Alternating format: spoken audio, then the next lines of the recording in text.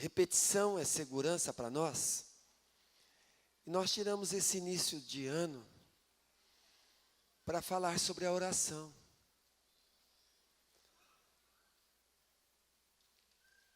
Deus se move por meio da oração.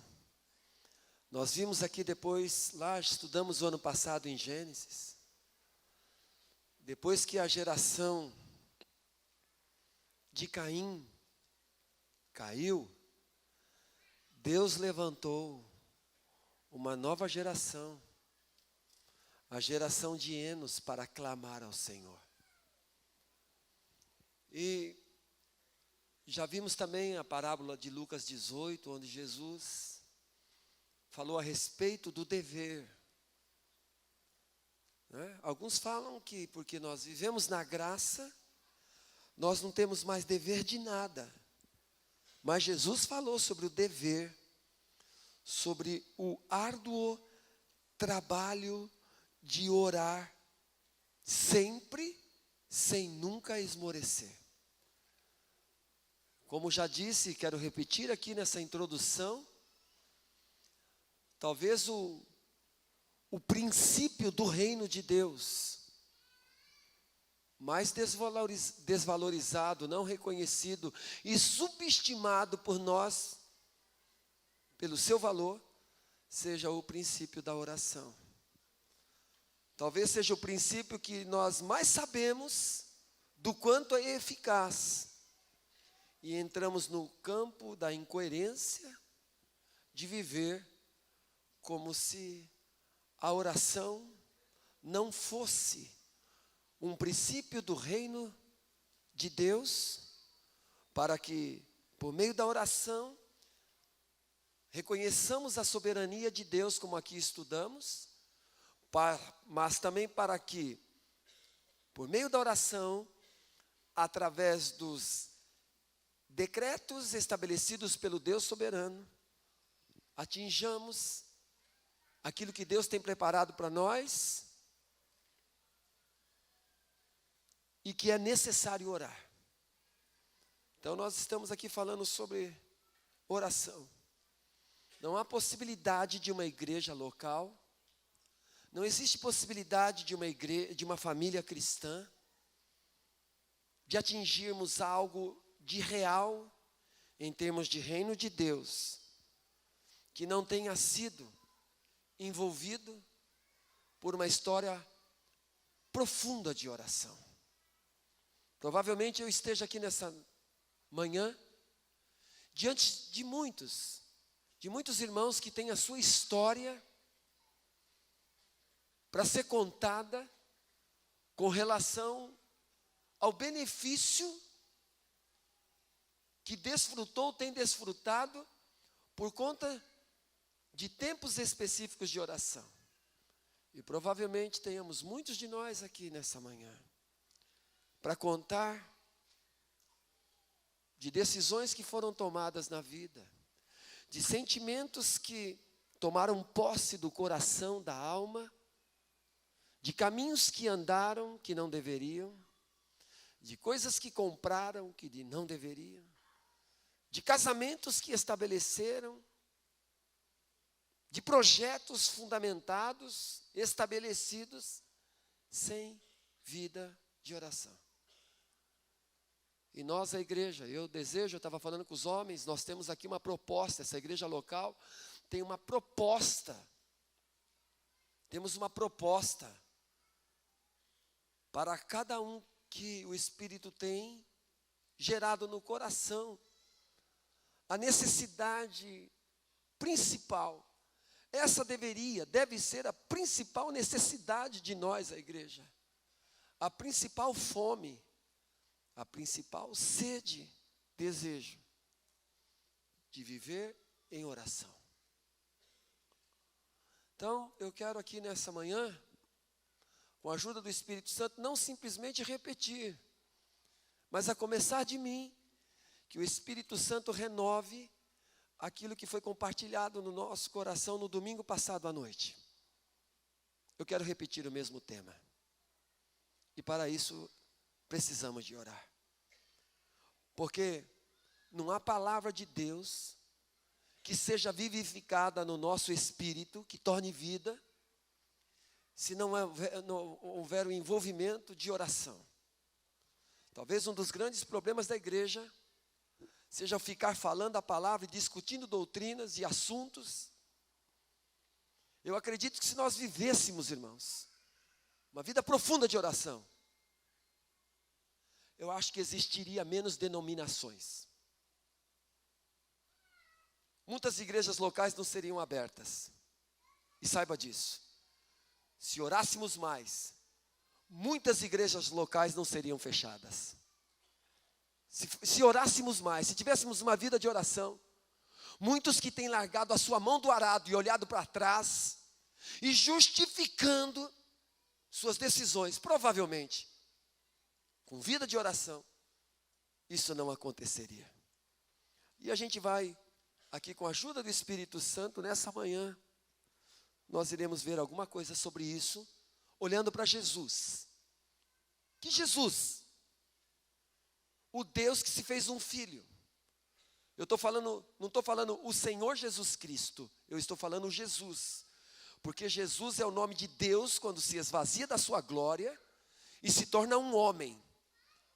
A identificação de Deus com o humano, ele se torna Jesus. Então nós precisamos ver esse Jesus dos evangelhos. Porque Jesus, o Cristo, começa a aparecer depois da ressurreição. E Jesus Cristo, Senhor, ele é estabelecido depois da exaltação. Então eu queria pedir para você, por gentileza, com um ato de dependência de Deus, se for possível, colocar as duas mãos assim, ó, que representam o centro da nossa vida, e falar: Espírito Santo, gera em nós nessa manhã algo novo. Gera em nós, por meio da palavra, uma libertação de nós mesmos.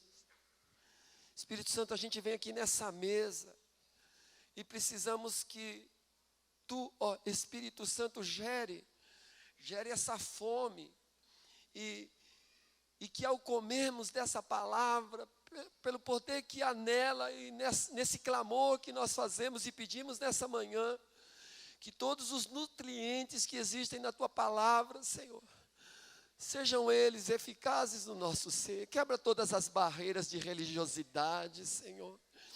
Quebra toda a informação mental da Bíblia, todo sermão que já está pré-estabelecido na nossa mente, diante de uma sociedade entupida de informação que mais tem levado à deformação do que à construção. Quebra tudo aqui, Espírito Santo, que não sobre nada que não seja o poder da Tua glória. Nós estamos aqui nesses dias em oração e jejum, porque sabemos e temos declarado que sem Ti nada podemos fazer e que com o Senhor todas as coisas nós podemos. Pai, que nessa manhã ídolos sejam quebrados do nosso coração, que a Tua palavra lave nosso ser, que a Tua palavra nos consagre para os Teus propósitos, porque nós clamamos e temos necessidade disso, Pai, em nome do Senhor Jesus Cristo. Amém, Jesus, e amém. Marcos capítulo 1, Evangelho de Marcos, que apresenta Jesus como o servo,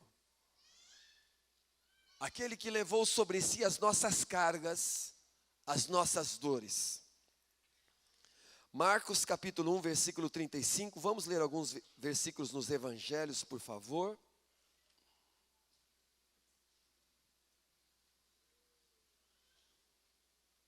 A vida de Jesus. E levantando-se de manhã muito cedo, estando ainda escuro, saiu e foi para um lugar deserto, e ali orava. Quando a gente pega esse texto, sem o pretexto, sem o contexto, a gente já imagina, pô, levantou cedo, foi dormir cedo, estava de férias, estava fazendo nada, é pastor, vive de tempo integral. Quando a gente olha, irmãos, o contexto pelo qual Jesus no outro dia levantou muito cedo para ir orar, e você vê no versículo 21 de Marcos, que num sábado, ele foi à sinagoga e ali ensinava. Jesus passou horas e horas nas sinagogas como Paulo também o fez, ensinando. No versículo 29 diz que ele saiu da sinagoga e foi à casa de Simão curar a sua sogra. O versículo 32 diz que, tendo chegado à tarde, quando já estava pondo-se o sol, final do dia, sabe? Já está na hora de bater o cartão, terminando o serviço, fechando a banca. Trouxeram-lhe todos os que se achavam enfermos e os endemoniados. E toda a cidade se ajuntou à porta daquela casa onde Jesus estava. Imagina você, toda a cidade. Versículo 34, e ele curou muitos que se achavam enfermos de diversas enfermidades, e expulsou muitos demônios. Imagina você essa tarefa. Porém não deixava falar os demônios, porque os conhecia. Aí o versículo 35. E levantando-se de manhã muito cedo, estando ainda escuro, saiu e foi para um lugar deserto, e ali orava. E seguiram-no Simão e os que com ele estavam. Gente seguia Jesus para esse lugar deserto. E achando-o, lhe disseram: todos te buscam. Jesus sabia que as pessoas iriam procurá-lo. Como também nesses dias, Deus estabeleceu que a igreja seja procurada. E para que sejamos eficazes, nós precisamos imitar Jesus. Porque Paulo disse: sede meus imitadores, como eu sou de Cristo. Então está aqui. Vida de oração. Lucas capítulo 5, vamos ver como o médico Lucas, em um determinado momento, falou sobre a vida de oração de Jesus.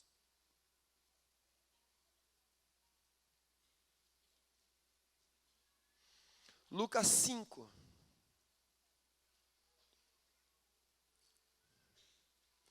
Jesus tinha realizado um grande milagre da pesca maravilhosa. Jesus tinha curado um leproso. Um leproso. Por favor, leia a palavra de Deus e crie isso na sua mente. E que chegue ao nosso espírito. Pescadores profissionais que passaram a noite e não pegaram nada.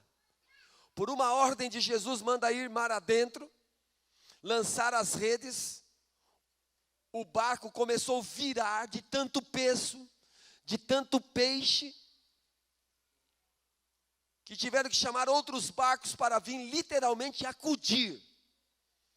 Pessoas que estavam na falência, sua vida financeira foi mudada imediatamente.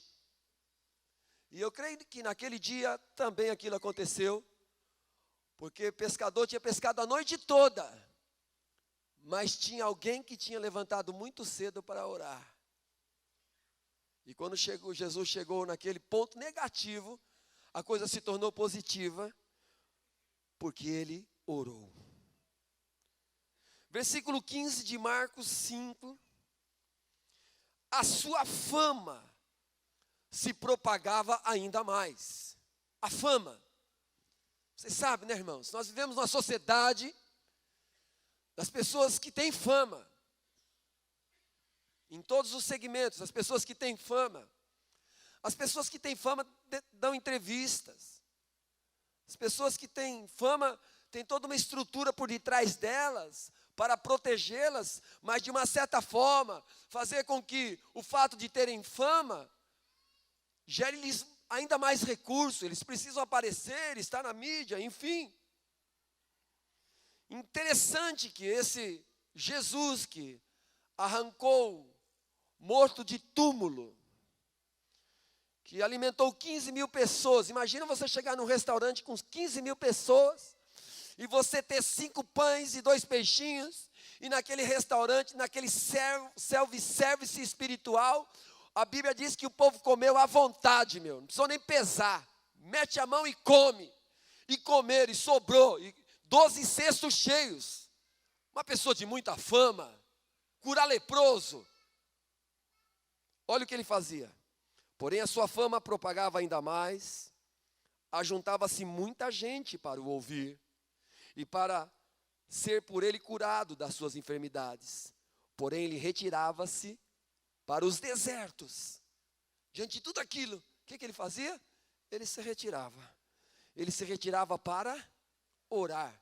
Uma coisa do tipo assim. Imagina você, quando eu vejo essa atitude do Senhor constante. E nós vamos ver aqui que era uma prática, era um hábito, era uma necessidade que ele não abria mão. Como nós temos necessidade de dormir, de tomar água, de comer, de trabalhar. Jesus, ele vivia dentro dessa esfera de necessidade. Sua vida de oração, quando nós lemos os evangelhos, nós vemos que era a prioridade número 1 dele, estar com o Pai, para orar. Lucas 22, 39 e 46. Quase terminando o seu ministério, ele está a horas de ser traído, de ser julgado pelos homens, coisa muito rápida. Não durou meses e semanas, não, tudo coisa rápida.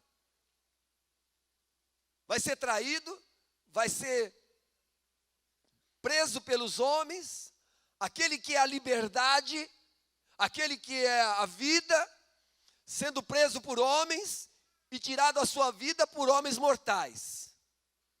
Olha o nível de esvaziamento que nós já veremos. E o que Jesus está fazendo? Ele inicia o seu ministério, como Moisés estava ministrando aqui de manhã e me lembrando. Jesus, quando é batizado nas águas, ele estava orando. E quando ele esteve orando, ele foi cheio do Espírito Santo de Deus, porque ele estava num corpo humano.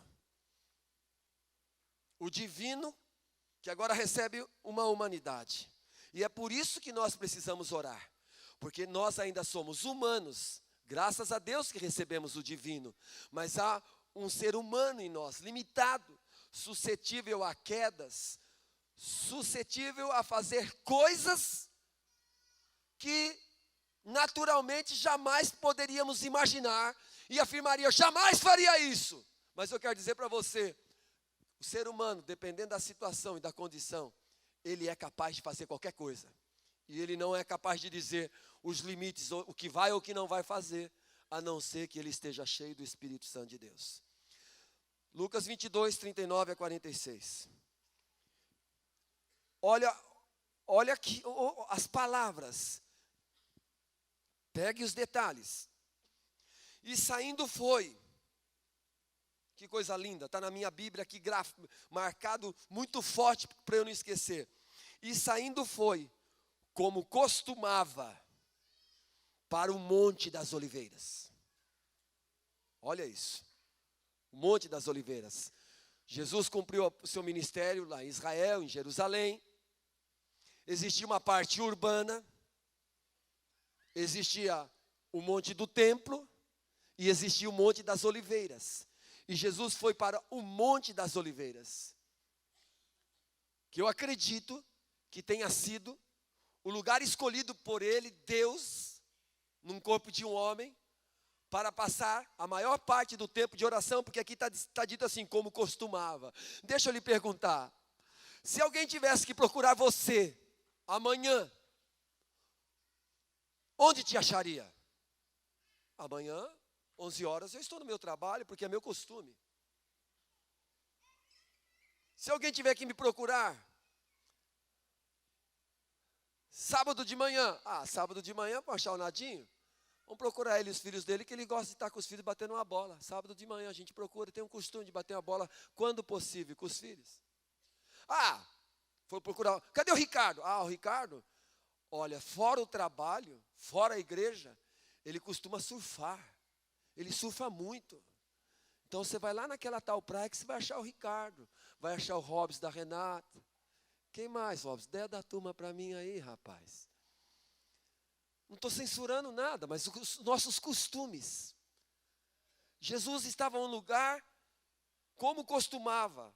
para o Monte das Oliveiras, e também os seus discípulos o seguiram. E quando chegou àquele lugar, disse-lhes: orai, para que não entreis em tentação. Orai, para que não entreis em tentação. Jesus dizendo para os homens: nós precisamos orar para não entrar em tentação, porque a tentação, do ponto de vista de Deus, é uma oportunidade para avançarmos. Do ponto de vista do diabo, é uma oportunidade para nos derrubar. Como ele não pode nos tirar da nossa posição em Cristo, que nós estamos nas regiões celestiais, ele quer tirar-nos da nossa condição como testemunhas do reino de Deus na terra. Ele quer comprometer o testemunho de um crente. Ele quer confundir o crente.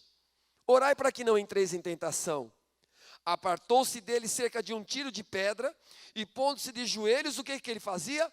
Orava, dizendo: Pai, se queres, passa de mim este cálice, todavia não se faça a minha vontade, mas a tua.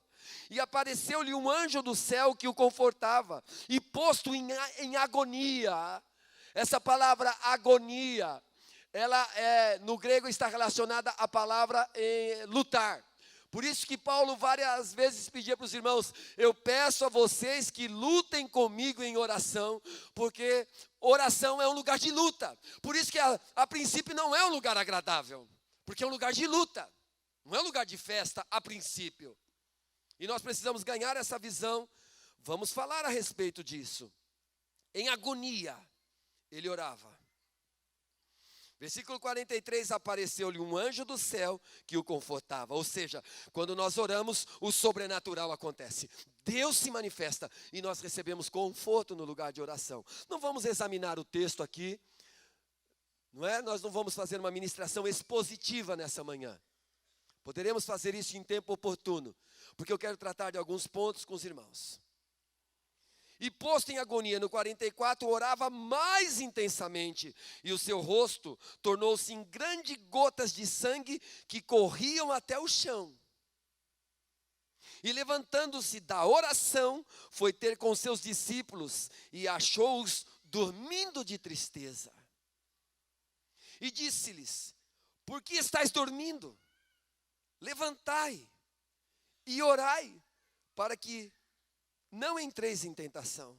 Você pode repetir essa parte do texto? Levantai-vos e orai, para que não entreis em tentação. Por gentileza, em nome de Jesus, digam para mim: ei, levanta e ore, para que você não entre em tentação. Diga para o seu irmão: ei, levante e ore.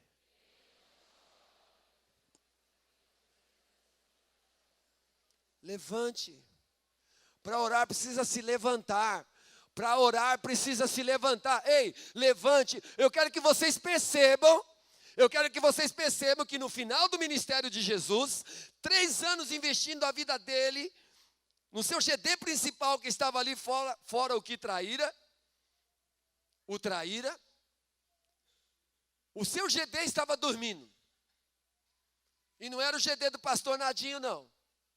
Era o GD perfeito de Jesus. O homem impecável. O homem que sabia tudo. O homem que andava segundo todos os caminhos do Pai. Perceba como esse negócio de oração é sério, porque envolve uma guerra profundamente espiritual. E eu quero agora que você olhe, baseado nessa oração do Getsemane, que há algo que nós precisamos aprender com Deus. Veja como João relatou esse assunto de Jesus estar naquele momento de oração antes de ir para a cruz. Olha o que João fala no capítulo 18, versículo 1 e 2. No capítulo 17, Jesus tinha orado. João ouviu e o Espírito fez ele escrever. Jesus estava orando por nós. E Jesus estava orando pela nossa unidade. Ouçam, Jesus estava orando pela nossa unidade. Jesus estava orando por mim e por você. Ele disse: não oro somente por esses que estão aqui dormindo, mas eu oro por aqueles que hão de me conhecer, para que eles sejam um, ó Pai, como eu e tu somos um. E Jesus faz aquela oração tremenda, a oração sacerdotal de João 17, João 18. tendo Jesus dito isso, dizer o quê? Falou para quem? Falou com o Pai, estava em oração. Tendo Jesus falado em oração, saiu com os seus discípulos para além do ribeiro de Cedron. Por favor, anote o lugar, ribeiro de Cedron. Porque na Bíblia, na palavra de Deus, não há nada que não seja inspirado. Não há nome, não há tempo, não há idade, não há lugar que tenha significados espirituais para a gente. E é exatamente sobre o ribeiro de Cedron que eu quero deixar aqui para vocês alguns pontos fundamentais, onde nós, a igreja, para experimentarmos um verdadeiro reavivamento em nossas vidas, para experimentarmos o fogo de Deus, de uma certa maneira, nós precisamos passar pelo ribeiro de Cedron como Jesus passou. Isso é uma questão espiritual, não estou falando de um lugar físico, mais do que você ter que ir lá em Israel e olhar esse ribeiro de Cedron, que hoje tem um cemitério. Há um ribeiro de Cedron que eu e você precisamos passar, porque quando nós passamos pelo ribeiro de Cedron, nós chegamos ao jardim, lugar de delícias, ao Monte Santo de Deus, onde havia um horto, ou seja, um parque, um lugar com árvores nativas, perto da zona urbana. Jesus se retirava para esse lugar, no qual entrou com os seus discípulos. Jesus orava com os seus discípulos. Eu quero dizer para vocês, a coisa mais eficaz que nós como cristãos podemos fazer, quero lhe dizer, a igreja está num estado tão terrível, que se nós falássemos aqui, olha, domingo de manhã, ao longo desse ano, todos os dias, Paulo, todos os domingos nós vamos nos reunir das 9 às 11h30 para orar. Talvez muitos deixariam de congregar. Talvez muitos achariam que nossa igreja não tem uma palavra, que a igreja está morta. Porque nós somos assim, né? Depois da gente fazer todos os exames, depois da gente cometer um monte de besteira na vida, depois de tomarmos um monte de decisão, a gente fala, ora por mim, irmão, vamos orar aí. É mais ou menos isso. Mas a Bíblia diz, em Timóteo capítulo 2, versículo 1, antes de tudo, orai. Você pode repetir? Antes de tudo, orai. Antes de tudo, orai. O que é antes de tudo, irmãos? Antes de tudo é o quê? É antes de tudo.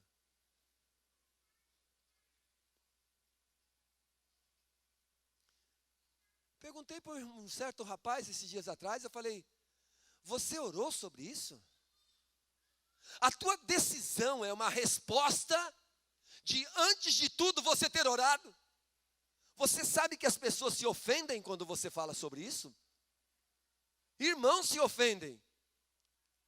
As pessoas não querem ouvir sobre essa questão. Há tanta centralidade no ser humano. O ser humano está tão centralizado em si, que quando você fala da possibilidade de, escuta, ore sobre isso. Continue orando. Ore um pouco mais. É uma coisa estranha. É uma coisa estranha, irmãos. As pessoas estão buscando lugares de barulho, mas poucos lugares de barulho de oração, de clamor a Deus. Eu quero dizer para vocês, irmãos, eu estou anelando e clamando por isso, uma visitação do Espírito Santo aqui no nosso meio. A hora que nós levantarmos a voz nesta congregação, será resultado da nossa voz ter sido levantada no lugar secreto. Eu vou dizer para você, não vai ser a princípio e naturalmente uma coisa bonita. Vai ser uma coisa humanamente, naturalmente falando, algo pavoroso, que vai dar até medo em alguns. Quando alguém começa pelo Espírito Santo sentir os gemidos inexprimíveis e as necessidades reais da humanidade e do mundo ao seu redor.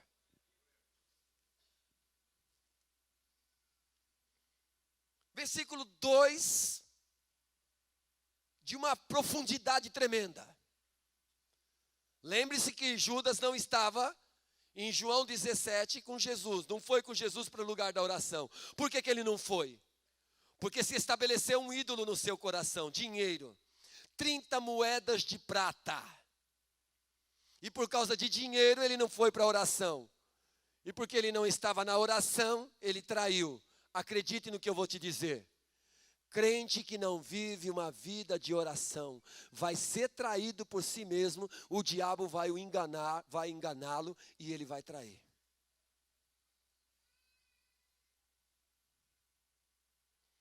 E Judas, que o traía, também conhecia aquele lugar. Olha isso, irmãos. Onde Jesus está? Ah, eu sei onde Jesus está. Por quê? Ele é viciado. Ele é viciado, ele teima, ele não sai daquele lugar. Inclusive eu não estou lá porque é uma chatice. Inclusive nos outros evangelhos diz que Jesus, as 3 vezes que foi lá e os discípulos estavam dormindo, eu não me lembro agora em qual evangelho, são em 2. Diz assim que Jesus foi lá, falou com os discípulos, voltou e falou as mesmas coisas em oração. Sabe por que muitos não querem orar? Sabe por que muitos não acham que é importante orar? Porque na oração nós falamos as mesmas coisas. Ah, eu já falei uma vez, para que falar de novo? Para que eu vou passar a minha vida falando? Mas está escrito em 1 Tessalonicenses 5,17, orai sem cessar. Atos capítulo 9, versículo 5, Paulo fica cego, ele é convertido, ele cai. Quem és tu, Senhor? Ali eu creio que ele nasceu de novo. Diz assim, o anjo do Senhor diz para Ananias, Ananias, vai à rua direita, na casa de Judas, porque lá tem um tal Saulo de Tarso que está orando. O novo nascimento, a obra do Senhor de regeneração em Paulo, não o levou antes de mais nada a querer ser um pastor de uma igreja local, a ter um púlpito para pregar, a ser um cantor de igreja, a brigar por ser um líder de célula, não. Ele não foi fazer suas mensagens para mandar para o YouTube. Ele foi orar, ele foi para um lugar secreto orar. Judas que o traía, também conhecia aquele lugar, porque Jesus, por favor, leia em voz alta, por favor, cadê o texto aqui, mano? Falei um texto, manda aí, deixa aí, se não ler não tem problema, mas manda o texto, por favor, leia, irmãos.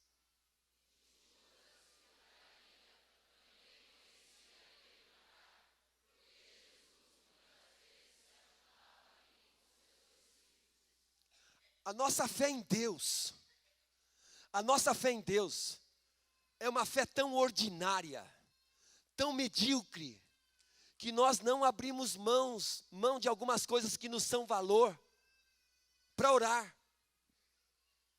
Nós estamos precisando de um batismo de fé a respeito do assunto de oração. Por quê? Porque Deus estabeleceu um princípio no seu reino. Eu vou me mover a partir que o meu povo clama a mim. Isso é um princípio. Mas eu quero deixar aqui nessa manhã no seu coração, anote para você, querido. A oração pode ir muito em seus efeitos. Tiago capítulo 5, versículo 13, 14, 15 e 16, diz que Elias era um homem fraco, vulnerável como eu e você, e tendo orado pediu para Deus que não chovesse, e não choveu por 3 anos e meio, e tendo orado novamente choveu. E aí o versículo anterior diz que confessai as vossas culpas uns aos outros, e oreis, porque a oração de um justo, não é que eu sou o bonzão, a oração de um justo, ou seja, a oração de um justificado pela fé, a oração daquele que o sangue de Jesus está sobre a sua vida, a oração daquele que quando Deus nos vê, não vê os nossos atos, mas vê os atos de Jesus em nós, tem muito poder e tem muito efeito. Amém, irmãos? Amados irmãos, esse tal de Ribeiro de Cedron, que era um lugar que tinha que se passar, e Jesus passava por aquele lugar para a oração. Ele tem um significado espiritual na Bíblia. Porque na Bíblia lugar não é só um lugar, tem lá realidades espirituais que precisam ser reconhecidas. E eu quero, nessa manhã, anote aí, deixar para a meditação de vocês, de maneira muito rápida, quando nós passamos por esse ribeiro de Cedron espiritual, ou seja, o lugar da oração, é o lugar que nós passamos para orar, é o lugar onde nós somos conhecidos, Deixa eu fazer uma pergunta para você. Se você quiser me achar domingo, 7 horas da manhã, onde você vai? Se você quiser me encontrar domingo, 7 horas da manhã, onde você vai? Hã? Se você quer me encontrar todo primeiro dia de cada mês, se não for sábado ou domingo, 5:30 da manhã, onde você vai? Você vem onde? Aqui em Emelino Matarazzo. E eu espero, irmãos. Eu espero porque eu estou compartilhando com vocês e tenho filhos meus ouvindo aqui.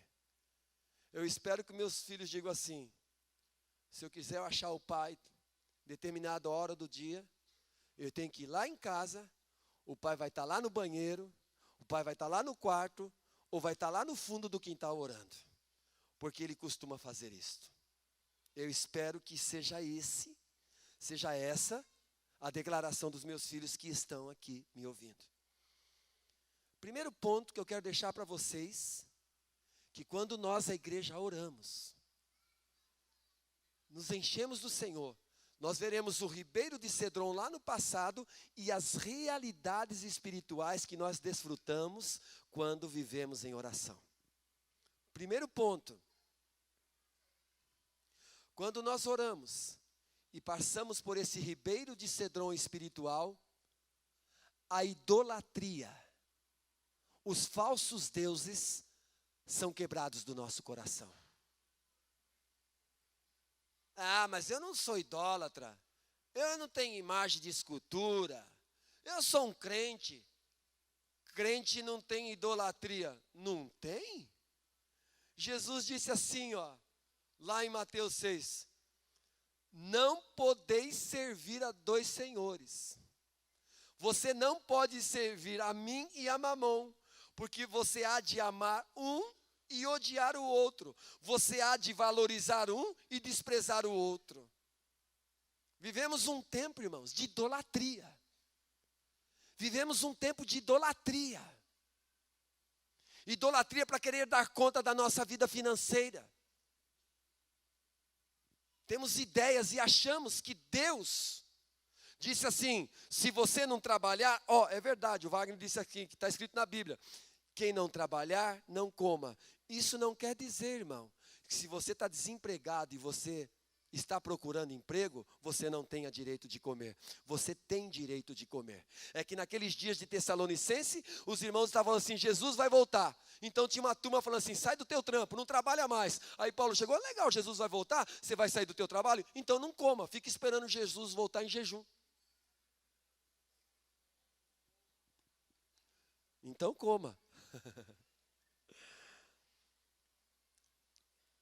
Quero que você olhe comigo 2 Crônicas, capítulo 15, versículo 16.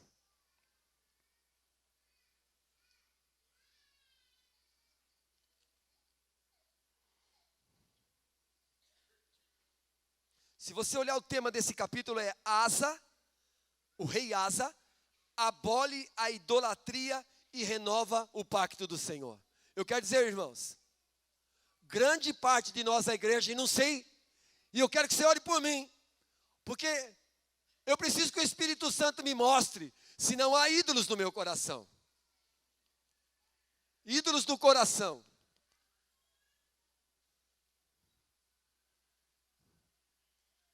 Segundo Crônicas 15, 16. As reformas do rei Asa. E também a Maaca, mãe do rei Asa. Não sobrou nem para a mãe dele.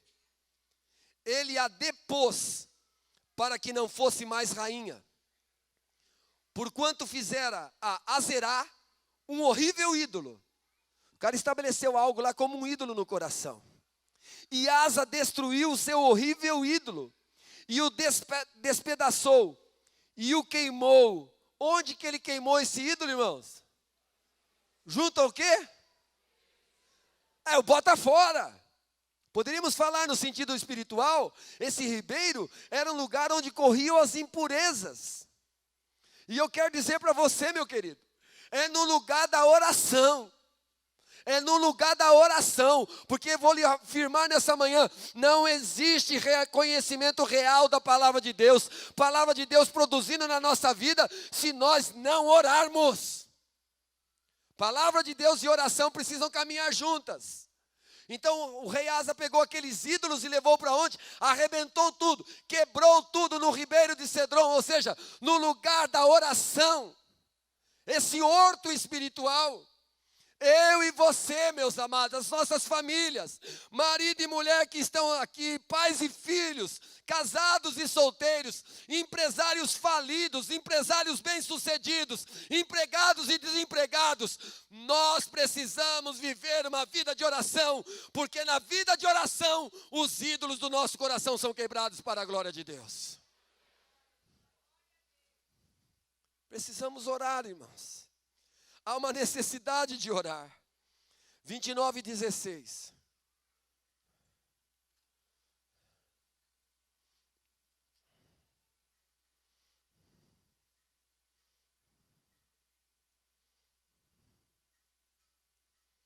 Olha aqui. O rei Ezequias, se você ler, estudar na sua casa, esse texto do capítulo 16 fala assim, olha.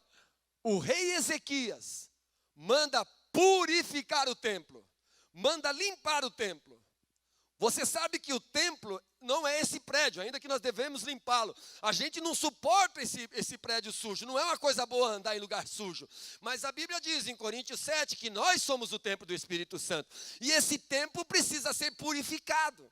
Esse templo precisa ser limpo, precisa estar limpo. A Bíblia diz, o que está sujo, suje-se ainda mais. Aquele que está limpo, limpe-se ainda mais. E a pergunta que eu quero fazer para você é, e para mim também nessa manhã, hoje eu estou mais limpo do que ontem diante de Deus?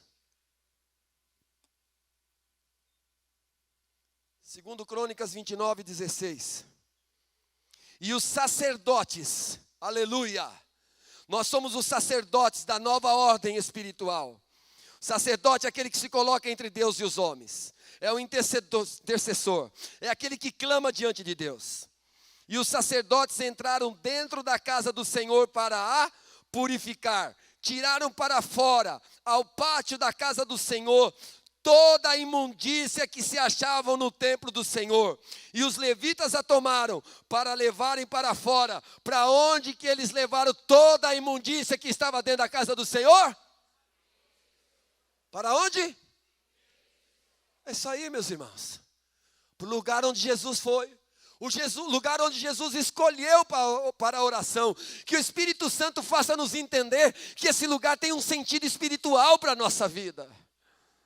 Era lá que Jesus se santificava, era lá que Jesus, por meio da oração, ele se renovava, era lá que ele recebia uma transformação na sua mente, para não se conformar com aqueles dias. E eu quero dizer para você, não será possível viver realmente a vida cristã, segundo a palavra de Deus, não será possível o evangelho do reino crescer nessa terra, avançar. Não será possível você continuar a liderar uma célula.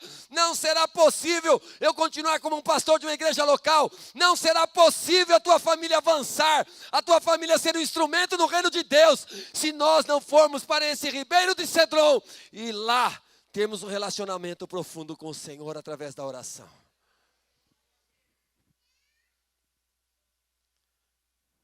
Concorda? 30:14.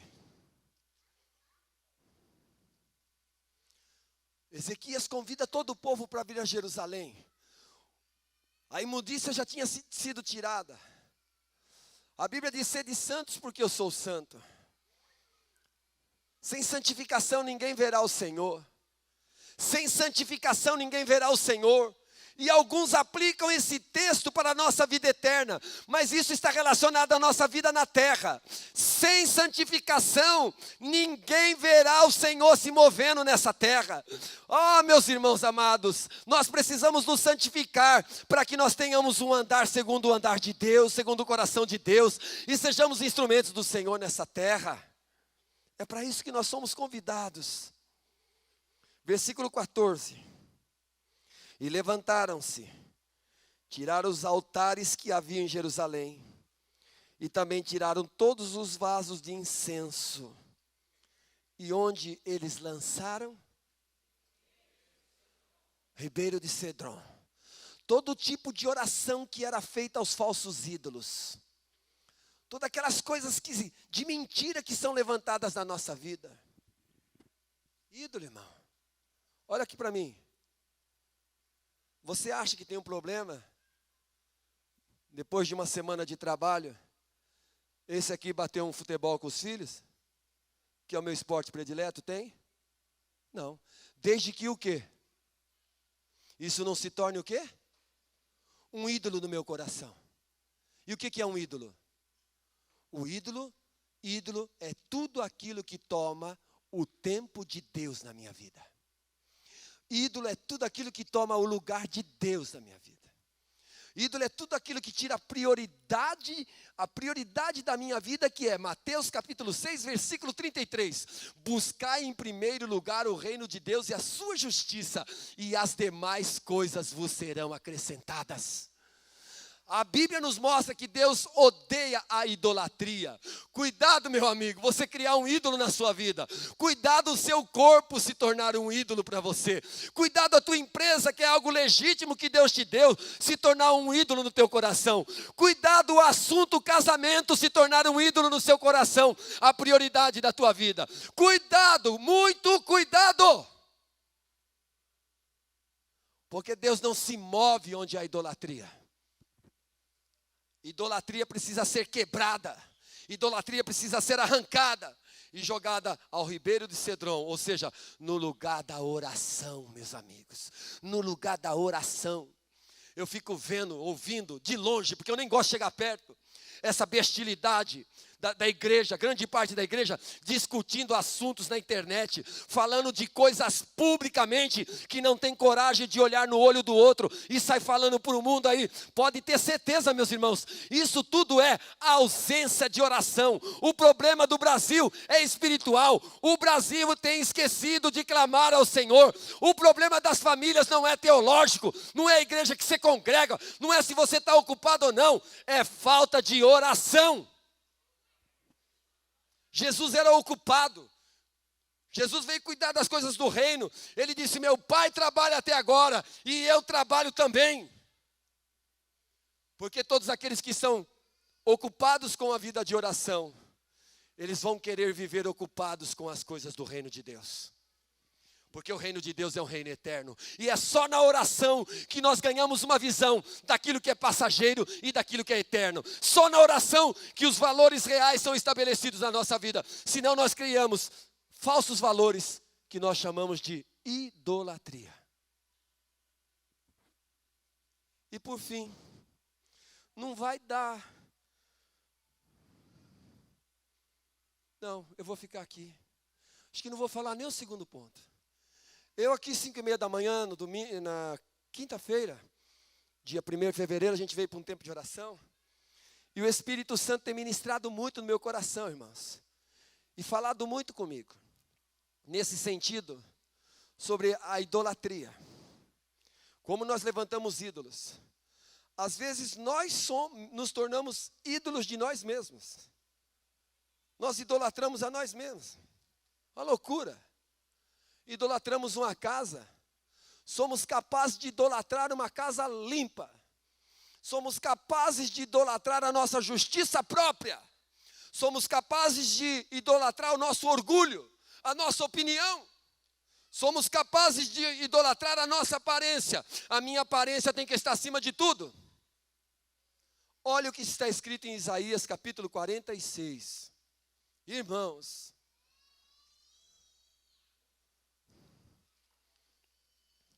Acredite nisso, querido.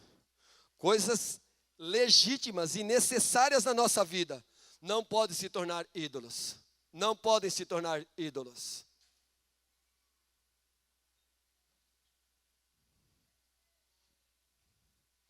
Irmão, cadê você, cara? Eu não tenho visto você na congregação. Você não está mais cuidando da célula, cara. O que aconteceu? Ah, irmão, o Senhor me deu aí 1.500 metros de terra, num cantinho aí, cheio de árvore. Eu construí um puxadinho lá, uma casinha. Eu tenho lá 10 galinhas agora, 2 cachorros, um cavalo, uma mula meia sem cabeça, manca. E agora eu estou fazendo um pesqueirinho. Então eu não estou tendo muito tempo. Deus fica olhando assim, né, irmãos? Como Deus é amor, não é? Deus é misericórdia, né? De fato, Deus é Deus. Eu não serviria para ser Deus, irmãos. Eu não serviria para ser Deus, de fato. O cara ia chegar lá no metrinho, num quilômetrozinho e meio de terra dele, só ia ter um buraco lá. Mas a misericórdia do Senhor é algo inexplicável. Leia comigo Isaías 46, por favor. Idolatria, irmãos. É só na oração que nós abandonamos o lugar da idolatria. Ouça aqui, ó. Há jovens que sucumbiram à sua vida. Há jovens cristãos que têm sucumbido à sua vida, sabe por quê? Por não viver uma vida de oração, começa a idolatrar um outro ser humano. E a idolatria sempre destrói. E começa até a destruir a casa. Começa a destruir os relacionamentos mais profundos, porque idolatria faz isso. Por causa de idolatrar alguém. Ele pode viver sem os princípios da palavra de Deus. Pode viver sem Jesus. Mas não pode viver sem aquele namorado. Não pode. Idolatria. O nome disso é idolatria. E Deus vai julgar toda a idolatria. Essa é a história de Deus. Deus vai meter fogo na Babilônia. Está lá em Apocalipse 18, porque a Babilônia é a esfera da idolatria. E acredite você, irmãos, não é só com o povo ímpio. Isso tem a ver com a igreja. Idolatria. Isaías 46, olha como funciona a idolatria na vida da gente. Já abatido está Abel, Nebo já se encurvou. Eram os dois deuses da Babilônia. Os seus ídolos são postos sobre os animais. Presta atenção nisso. Olha a figura. Os ídolos são postos sobre os animais, sobre as bestas. As cargas dos vossos fardos são canseira para as bestas já cansadas. Está entendendo o texto? O cara construiu uma imagem de escultura e colocou em cima do animal. E o animal teve que arrastar. Já está cansado. Juntamente se encurvaram e se abateram. Não puderam livrar-se da carga. Mas a sua alma entrou em cativeiro. Preste atenção que aqui é uma figura de linguagem. Preste atenção que Deus está falando assim, ó, vocês criaram idolatria no coração de vocês e colocaram sobre o peso, sobre os ombros. E vocês estão caminhando com esse negócio que vocês falam que é sucesso, e isso está afundando vocês, ó, está pesando. Vocês não conseguem nem andar mais, porque vocês estão debaixo de idolatria. Versículo 3. Ouvi-me, ó casa de Jacó, e todo o resíduo da casa de Israel. Oh, meu Deus, olha esse texto, irmãos. Vós, a quem trouxe nos braços, desde o ventre, e levei desde a madre. Idolatria é isso, irmãos. Idolatria é aquilo tudo que eu carrego. Mas quando Deus é adorado como o único Deus da minha vida, eu não carrego Deus, é Deus que me carrega. Essa é a diferença, essa é a diferença. Nós levantamos estruturas pesadas na nossa vida de idolatria e nós queremos lutar e carregar tudo aquilo. Idolatria. Irmãos, a única vez que eu perdi baseado na minha realidade financeira, não perca tempo de me sequestrar que você não vai ter dinheiro não, mas baseado na minha vida financeira, a época que eu perdi mais dinheiro em um negócio, foi quando o Espírito ministrou no meu coração, você está obstinado a uma idolatria no teu coração com relação a tudo isso aí, e eu perdi tudo aquilo, e Deus me ensinou a respeito daquilo, eu estava pesado, não conseguia andar. Diga para o seu irmão, idolatria é tudo aquilo que criamos e gera peso que nos cansa. Adoração a Deus, de verdade, é quando Deus está nos carregando e nós estamos descansando. Vá para o ribeiro de Cedron. Fala para o seu irmão, Rony, vá para o ribeiro de Cedron, Rony. Vá para o Ribeiro de Cedron espiritual. Fabinho, vá para o Ribeiro de Cedron orar, cara. Vai orar, meu brother. Aleluia.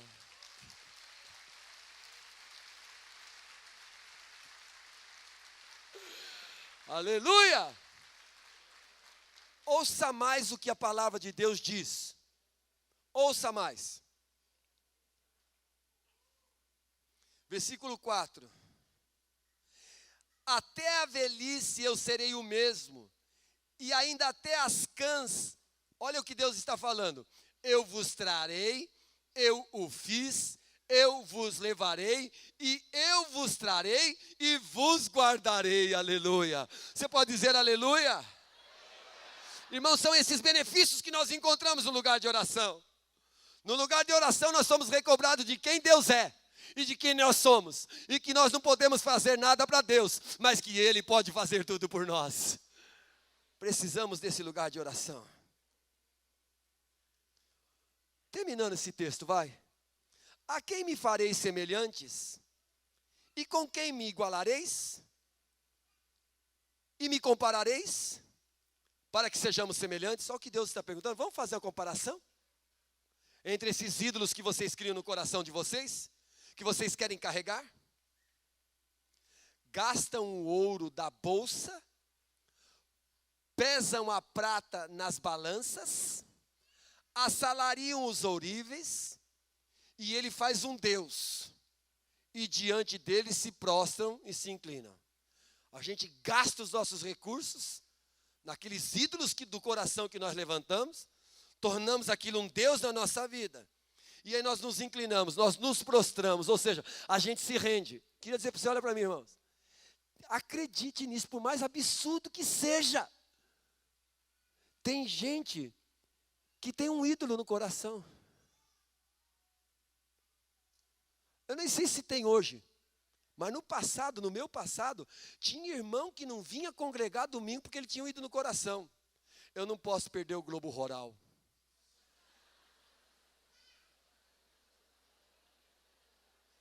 Marca culto. Ai, meu Deus, o culto na hora do jogo do Corinthians. Caramba! Tinha que marcar a vigília na hora do vôlei. Os irmãos dão risada, né? Então, fala, Jesus, recebe a bola, né? Tá. E a tua progressiva? O que você vai falar? O que você vai falar da tua progressiva? Eu queria te dar uma palavra, irmã. Deus já fez a tua unha. Eu não sei porque toda semana vocês falam assim, eu preciso fazer a unha. Eu olho assim, mas você já tem unha. Você não vai fazer só unha? Não, Deus me deu unha, está aqui, ó, graças a Deus.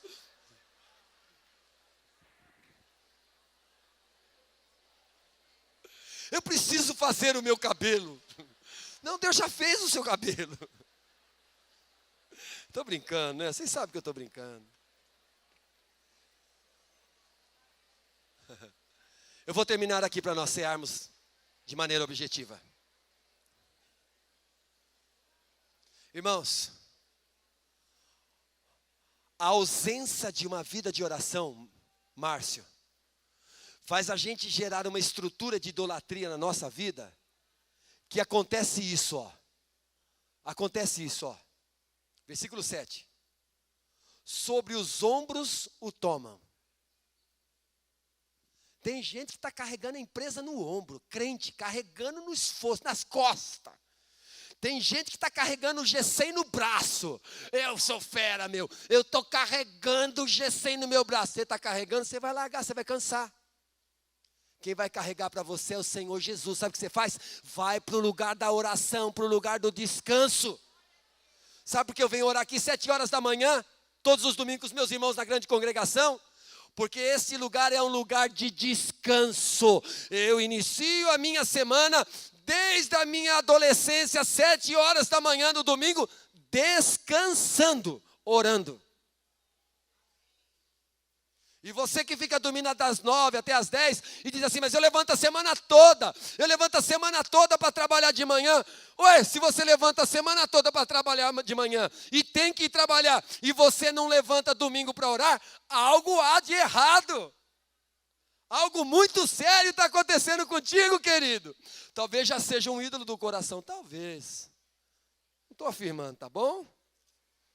Sobre os ombros o tomam, o levam e o põem no seu lugar. Ali está o seu ídolo do seu coração. Ali está tudo aquilo que a gente constrói fora da vontade de Deus. Olha o que diz aqui: do seu lugar não se move, e se recorrem a ele, resposta nenhuma dá, e nem livra ninguém da sua tribulação. Versículo 8: lembrai-vos disso e tende ânimo, reconduzi o vosso coração. Olhem para mim, irmãos. Mover de Deus, o mover de Deus, amados, antes de nós irmos para fora, o mover de Deus vai queimar a gente aqui dentro, vai queimar você na célula, vai nos fortalecer. Sabe por quê, irmãos? Se nós formos para fora, com idolatria no nosso coração, nós vamos gerar pessoas idólatras. Se nós formos para fora, sem santificação, nós vamos gerar pessoas que vão caminhar no pecado. E grande parte da igreja hoje nem está se importando com o pecado. Você sabia que grande parte dos jovens cristãos, noivos e namorados, eles se relacionam fisicamente? Vem para um culto, não tem mais nem temor de Deus no coração. Não estão nem aí. Você sabia que muitos cristãos casados vivem vida dupla no casamento? E são capazes de, no domingo, pegar uma bandeja e servir a Santa Ceia. O que falta? Falta temor. A Bíblia diz em Atos 2, em Atos 4, que a igreja tinha grande temor. Mas a igreja tinha grande temor. E uma das atividades da igreja era oração. Gente que não ora trai. Gente que não ora reclama de tudo. Gente que não ora tem uma visão natural ou maligna das coisas.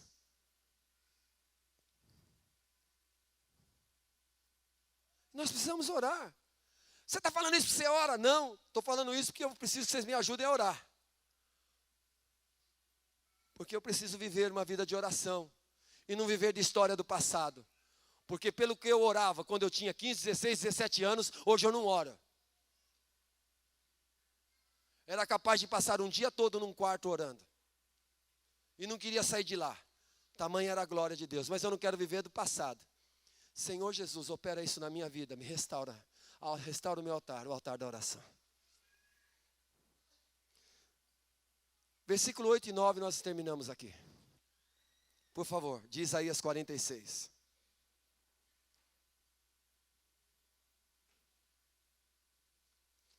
Nós estamos falando do ponto que, na vida da oração, a idolatria quebra no nosso coração. Todo tipo de idolatria. Por favor, o texto, irmão. Dê em voz alta e terminamos aqui. 8 e 9.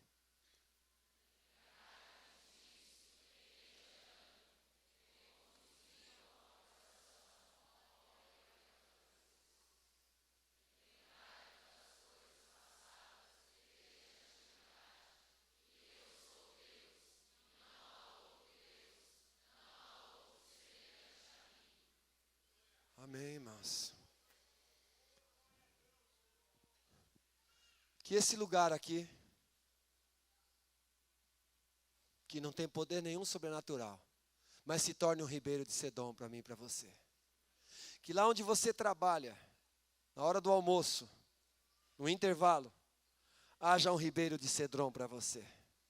Que lá na tua empresa, na célula, no GD, que lá no hospital, que lá no campo de futebol, seja lá onde for que você esteja, haja um horto, um ribeiro de Cedron, onde eu e você possamos, pelo poder da oração, quebrar os ídolos e dizer: Pai, seja feito segundo a tua vontade, em nome do Senhor Jesus, amém. Amém.